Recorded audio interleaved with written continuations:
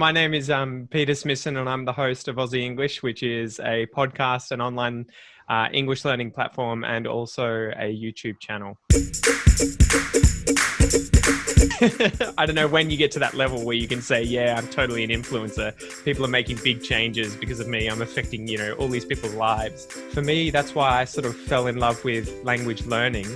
I love that I can learn those sorts of, those nuances in another language and just more deeply understand different cultures. So that's what language, I think, ultimately means to me.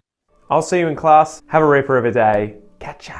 I decided, you know what, I'm ashamed that I can only speak English. I have so many friends from overseas that speak multiple languages. It's about time that I just sucked it up and learnt the language. Fell in love with French and was telling them about the podcasts and the online content that I was using to learn French and help me better understand it despite living in Australia.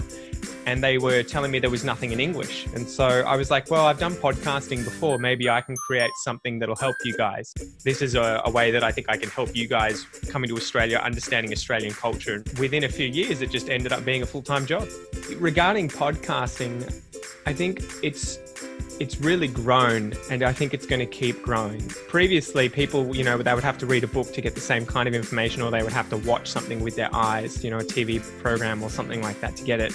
But nowadays, you can use a lot of what was previously dead time when you were on public transport, you were walking, you were exercising, you were cleaning your house. You can now use that time to start leveling up your life. I think the market for English students is going to become autodidactic students, people learning on their own who no longer go to classes or no longer necessarily buy really, really expensive courses or anything like that. I think everyone's just going to be using the content online. The trouble is going to be sifting through the vast amount of content and finding good quality content that improves people in the shortest amount of time possible. The thing with social media is everyone's there today. So the way in which you can reach them is obviously through those platforms.